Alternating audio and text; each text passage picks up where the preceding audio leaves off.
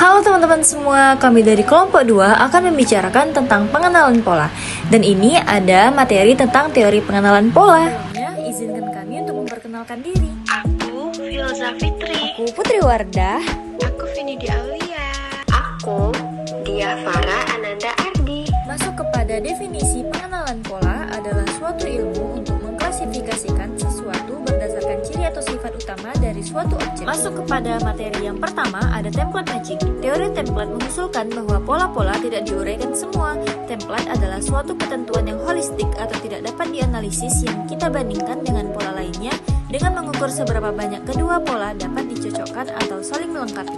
Masuk kepada materi yang kedua ada prototype teori. Menurut teori ini, seseorang menyimpan prototype atau bentuk dasar yang abstrak dan ideal di dalam ingatan. Ketika seseorang melihat suatu stimulus, kemudian ia membandingkannya dengan prototype tertentu yang cocok.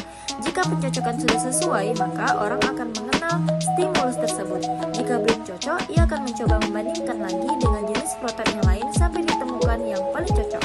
Masuk kepada materi yang ketiga ada distinctive feature theory, yaitu menggambarkan sebuah pola dengan membuat daftar bagian-bagiannya. Teori ciri tepat sekali untuk menggambarkan perceptual learning atau pembelajaran perseptual, dan salah satu diskusi terbaik mengenai teori ciri terdapat dalam Principles of Perceptual Learning and Development dari Gibson pada tahun 1964. Teori Gibson menyebutkan bahwa pembelajaran perseptual terjadi melalui penemuan ciri-ciri yang membedakan satu pola dengan pola lainnya. Lanjut kepada materi yang terakhir ada Gestalt Theory. Organisasi pola melibatkan kerjasama seluruh stimuli dalam menghasilkan sebuah kesan yang melampaui gabungan seluruh sensasi. Beberapa hukum Gestalt lain meliputi hukum keterdekatan atau law of proximity atau hukum kesamaan law of similarity, hukum penutupan atau law of closure, hukum simetri law of symmetry, hukum kontinuitas atau law of continuity, dan hukum nasib bersama law of common fate.